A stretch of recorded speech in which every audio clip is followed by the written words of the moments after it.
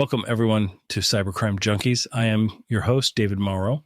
Today, we bring you an update on this crime story we had covered in a prior episode. Miss Charlie Javice has been on trial for the past several weeks. The verdict is on. Stick around to find out the background, the story, and the surprising result. What does this story teach us? What does it tell about the Silicon Valley culture? We dig into all of it. Small talk sucks. So let's get started. Imagine the radiant promise of Silicon Valley's golden child, a magnetic, brilliant visionary who captivated an entire generation with her bold promises to revolutionize how students access financial aid. Charlie Javice wasn't merely a name circulating in tech circles. She was a phenomenon, an icon of innovation and audacity. Her star shone so brightly that she graced the pages of Forbes 30 Under 30, forged multi-million-dollar deals, and even persuaded the nation's largest bank that her groundbreaking startup was worth a jaw-dropping $175 million. In every boardroom and on every tech stage, she exuded an air of unstoppable momentum, a force destined to reshape an entire industry. But as the bright lights of success illuminated her meteoric rise, a darker narrative was quietly unfolding behind the scenes. Beneath that shimmering facade lay a secret so bold, so unfathomably audacious that it threatened to shatter the very empire she had so carefully built. The allure of her innovative vision masked a labyrinth of deception, setting the stage for a dramatic collapse that would soon send shockwaves through Silicon Valley and beyond. This is not a tale spun from fiction, but the riveting, true cybercrime story of Charlie Javice, a story where ambition collided with deceit, and the dazzling promise of innovation was ultimately undone by a web of lies. As her empire began to crumble, the shockwaves of betrayal reverberated through high-powered boardrooms and tech startup incubators, leaving a legacy that serves as a haunting reminder. Even the brightest stars can be eclipsed when truth is sacrificed on the altar of ambition. This is the story of the Frank Company and Charlie Javice. The Frank scandal exposed, when a lie becomes criminal. And now, the show.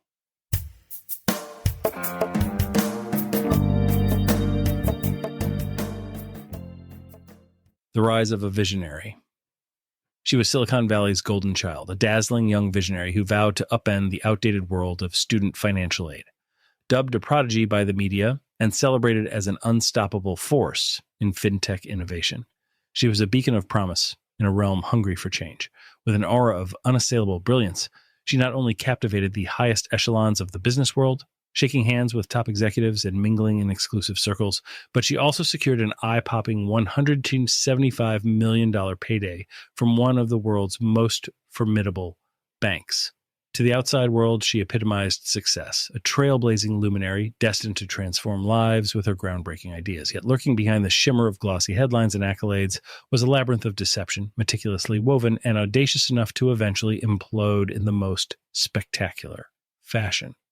Emerging fresh from the hallowed halls of the Wharton School at the University of Pennsylvania in 2017, Charlie Javice set out to change the game with her brainchild, Frank.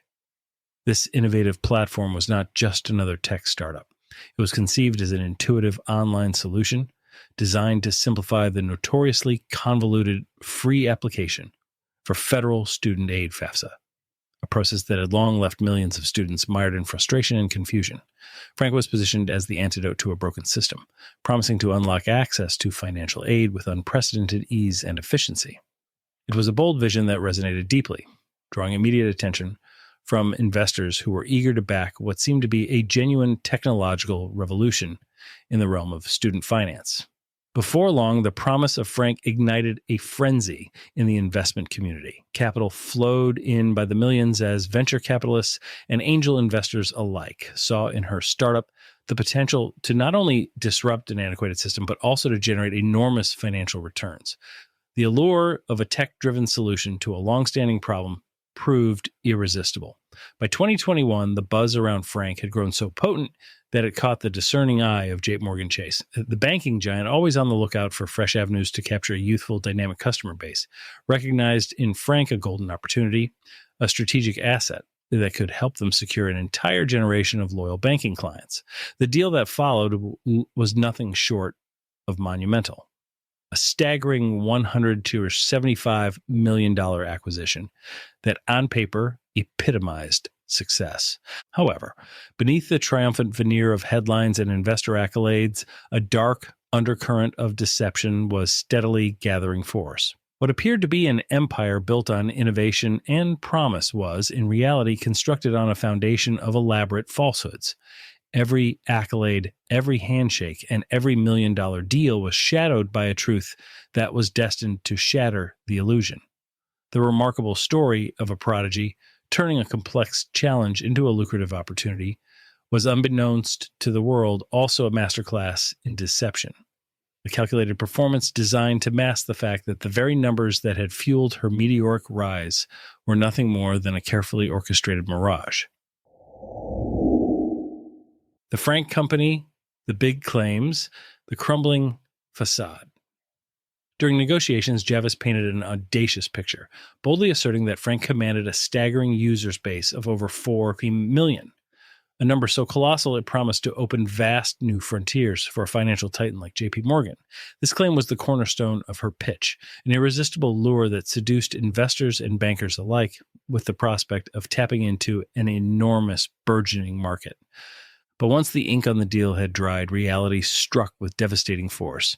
The truth was far from the dazzling promise. Instead of the 4 million loyal users that had been touted, Frank's actual user count hovered at a mere 300,000, a number so drastically lower that it would have derailed the entire deal under any honest circumstances. The gulf between the promised and the real was not just significant, it was exponential, a chasm so wide that had it been revealed at the time, the acquisition would have never come to fruition. Determined to keep this egregious discrepancy under wraps, Javice reportedly went to extraordinary lengths to conceal the truth. As later testified by prosecutors, she orchestrated an elaborate campaign of deceit to ensure that the illusion of a massive user base remained intact. What had initially appeared as a dream client portfolio quickly crumbled into nothing more than a precarious house of cards, built on fragile fabrications rather than genuine achievement. The first ominous signal of this elaborate ruse came unexpectedly and with alarming clarity. J.P. Morgan, following standard practice, launched an email marketing campaign targeted at this supposed legion of 4 million users. But the campaign's results were nothing short of catastrophic. Bounce rates skyrocketed to astronomical levels, an immediate red flag that shattered the carefully constructed illusion.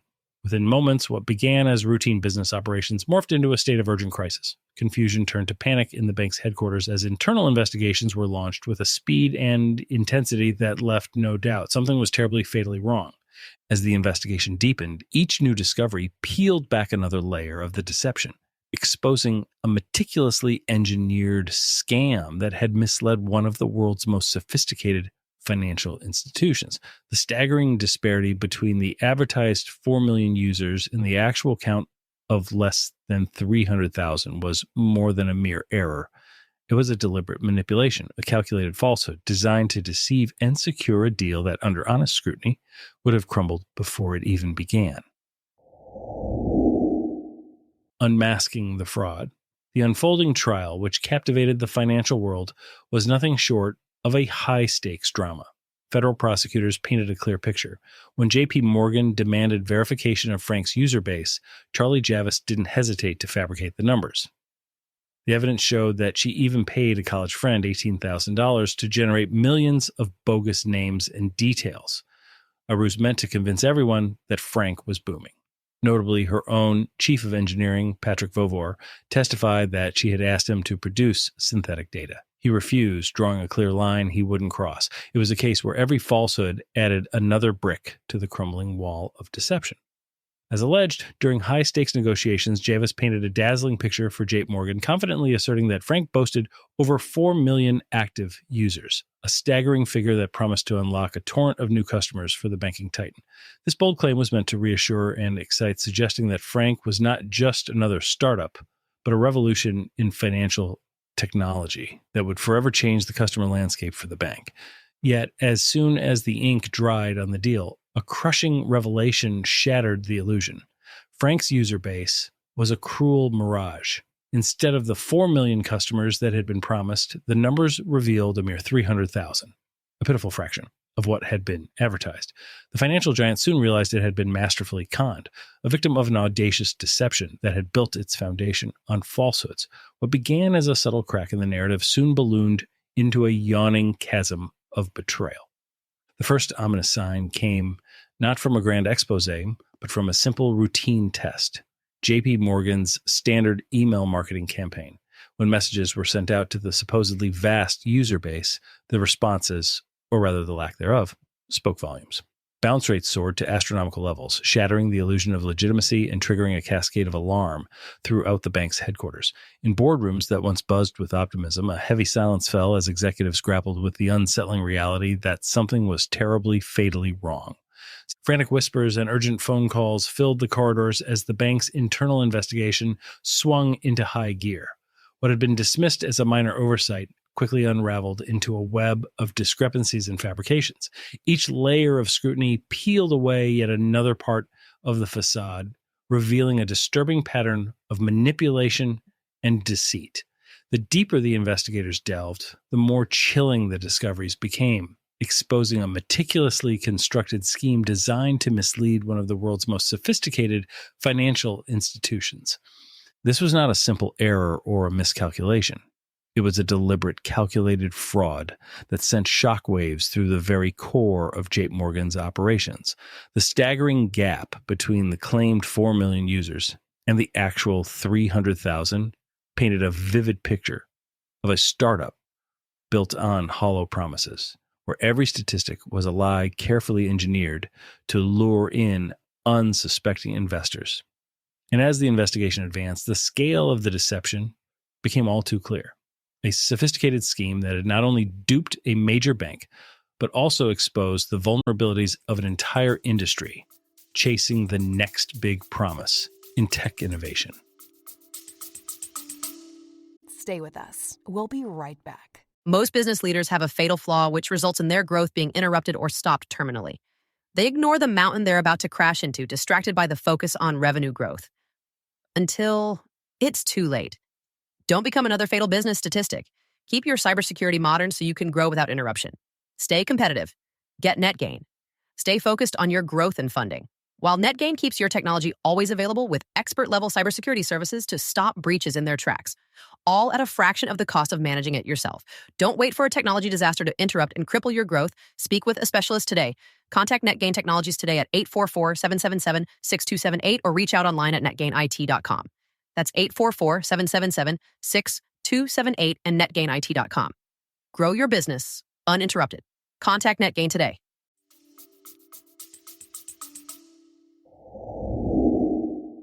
The trial and the verdict. As the courtroom drama intensified, the defense tried to spin the tale differently. Leading attorney Jose Baez argued that J.P. Morgan was experiencing buyer's remorse, insinuating that the bank knew the real numbers all along, but sought a scapegoat once regulatory shifts devalued the acquisition. He claimed that in the whirlwind of tech's rapid-fire growth, due diligence sometimes takes a back seat to bold, ambitious deals. As tensions reached a fever pitch in the courtroom, the atmosphere became electric, with drama and high stakes. The defense, desperate to salvage the narrative, began to spin an alternative tale. Their lead attorney, Jose Baez, stepped forward with a persuasive argument that turned the spotlight onto J.P. Morgan itself. He claimed that the bank wasn't an innocent bystander at all. It was, in fact, suffering from a deep case of buyer's remorse. Baez insisted that J.P. Morgan had been aware of the true modest numbers from the start, but when sweeping regulatory changes devalued the acquisition, the bank was quick to search for a convenient scapegoat to explain its own missteps. In a passionate defense, Baez painted a picture of a cutthroat tech landscape where rapid-fire growth and the lure of big deals often led to corners being cut. He argued that in this whirlwind environment, due diligence was frequently sacrificed at the altar of ambition, and that the bank's rush to secure a promising startup might have blinded it to the warning signs. According to him, the entire debacle was less about intentional deceit on the part of his client and more about the volatile nature of high-stakes mergers in a rapidly evolving industry. Yet, as compelling as this narrative might have seemed, it failed to shake the resolve of the jury. Over the course of 6 grueling weeks, testimony after testimony revealed a damning tapestry of deceit and manipulation. Despite the defense's attempts to reframe the situation, the facts piled up relentlessly. In a stunning display of efficiency, the jury retreated for only 8 hours of deliberation, spread over 2 intense days before emerging with a clear and unequivocal verdict. However, after 6 weeks of intense testimony and only 8 hours of deliberation spread over 2 days, the jury was resolute. The verdict? Guilty. Convictions included conspiracy to commit securities and wire fraud, along with charges of bank, wire, and securities fraud. For a once revered entrepreneur, this marked the beginning of a 30-year potential prison sentence. Their decision was as swift as it was decisive. Guilty. The charges were damning, ranging from conspiracy to commit securities and wire fraud to multiple counts of bank, wire, and securities fraud. For Charlie Javice, the once revered entrepreneur and shining star of Silicon Valley, this conviction marked the beginning of a catastrophic fall from grace. The verdict was not just a legal judgment, it was a public denouncement that now threatened to cage her in prison for up to 30 long years. What had once been a story of groundbreaking innovation and promise had morphed into a cautionary tale of ambition run amok, a narrative where the price of deceit is measured in decades behind bars. Miss Charlie's The Fall from Grace. In an industry where dreams are spun into billions and every innovation is a gamble with the future, Charlie Javice's catastrophic collapse emerged as a searing cautionary tale. Once the shining embodiment of Silicon Valley's relentless ambition, a young CEO celebrated as a visionary pioneer whose dazzling smile graced the covers of top magazines and whose bold ideas ignited the passions of investors everywhere. She now stands as a stark reminder of how ambition can veer disastrously into deception. Her meteoric rise was the stuff of legend, a prodigy whose every move was meticulously chronicled in headlines and whose promises of transforming financial aid for millions captivated an entire generation. But as the layers of her success were peeled back, the reality of her empire, a house of cards built on manipulated numbers and empty boasts, became painfully apparent. The very dreams that had once enchanted the tech world and promised to rewrite the rules of finance had, in the end, betrayed their architect. The seismic shock of her conviction sent ripples far beyond the courtroom. Boardrooms across the nation fell silent as financial analysts and tech insiders struggled to comprehend the unfathomable. How could a titan like JP Chase, renowned for its meticulous scrutiny and financial acumen, be so thoroughly misled by a facade? The scandal prompted a furious reevaluation of trust and due diligence, forcing even the most seasoned executives to question whether the lure of rapid growth had blinded them to critical warning signs. In the wake of her downfall, what was once hailed as unassailable innovation has become a parable of hubris, a grim lesson in the high cost of unchecked ambition, where the line between groundbreaking vision and calculated fraud is all too easily crossed. A broader conversation on startup fraud. But the story doesn't end there. It only deepens. Javice's saga has swiftly become a touchstone for high-profile tech scandals, evoking stark comparisons to other infamous cases, like Elizabeth Holmes and the notorious Theranos debacle. In many ways, her case forces everyone to confront unsettling questions about the culture of unbridled growth in the tech world. How did we come to a point where the pursuit of rapid expansion and the intoxicating allure of inflated metrics can blur the line between genuine innovation and outright fraud? In this era where startups are lauded for their exponential growth and groundbreaking visions, the seductive power of overhyped numbers can transform an ambitious idea into a perilous house of cards. The promise of revolutionizing an industry is enticing, almost irresistible. But when that promise is built on embellishments and falsified figures, it begs the question, can the potential of a visionary concept ever truly justify such drastic manipulation of the facts? The stakes are high, and the ramifications are far-reaching. As one insightful analyst remarked, in a world that prizes rapid, often dizzying growth, the boundary between visionary brilliance and deceptive fraud becomes alarmingly thin. What was once celebrated as disruptive innovation can quickly morph into a cautionary tale, a vivid reminder that in the relentless race for success, integrity is often the first casualty. Javice's case stands as a powerful and chilling example of how ambition and the relentless drive for expansion can lead to a dangerous erosion of ethical standards, a phenomenon that not only reshapes individual destinies, but also sends shockwaves throughout an industry that once believed it was invincible. Aftermath and the road ahead. The fallout from this scandal is shaking things up in ways we're only beginning to understand. It's not just that investors and top bankers were misled. The real damage is the trust that's been lost in a system once celebrated for its innovation. With Javice set to face the music in court at 11 a.m. on July 26th, it feels like we're all on the edge of our seats, waiting for the final twist in this saga. And this isn't just about one case. It's sparking a big conversation in Silicon Valley. Everywhere you turn, people are debating how to tighten oversight and improve due diligence in fintech. The scandal has become a wake-up call, reminding everyone that in the rush to push boundaries and chase big ideas, we can sometimes lose sight of the fundamentals. The road ahead is going to be about rebuilding that trust and making sure this kind of deception never happens again. Aftermath and the road ahead. The fallout from this scandal is shaking things up in ways we're only beginning to understand. It's not just that investors and top bankers were misled. The real damage is the trust that's been lost in a system once celebrated for its innovation.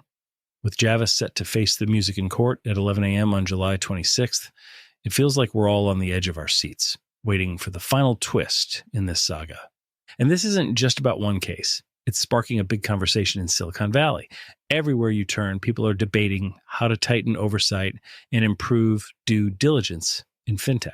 The scandal has become a wake-up call, reminding everyone that in the rush to push boundaries and chase big ideas, we can sometimes lose sight of the fundamentals. The road ahead is going to be about rebuilding that trust and making sure this kind of deception never happens again.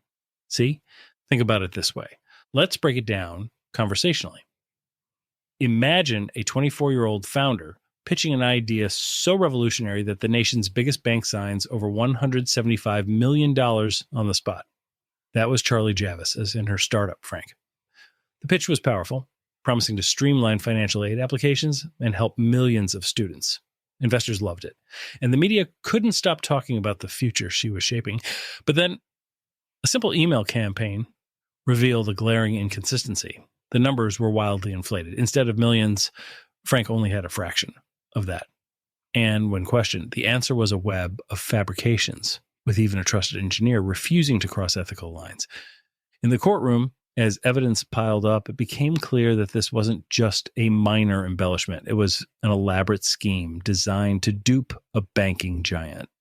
The defense's claim of buyer's remorse rang hollow against the overwhelming testimony. Ultimately, the jury's swift 8-hour deliberation after a grueling 6-week trial underscored one thing. The truth had prevailed, and the consequences were severe. A cautionary tale. As we close the book on this wild ride, let's take a step back and ask, well, what does this all really mean? Charlie Javice wasn't just another startup founder. She was a rising star, a visionary, someone who convinced the world she was building something revolutionary.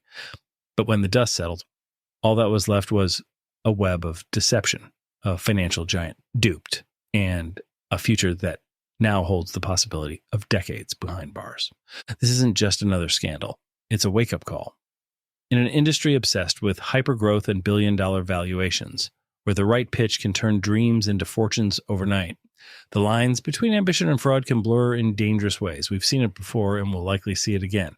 Now, as Javice awaits sentencing, the fallout is already reshaping how investors, banks, and regulators think about trust.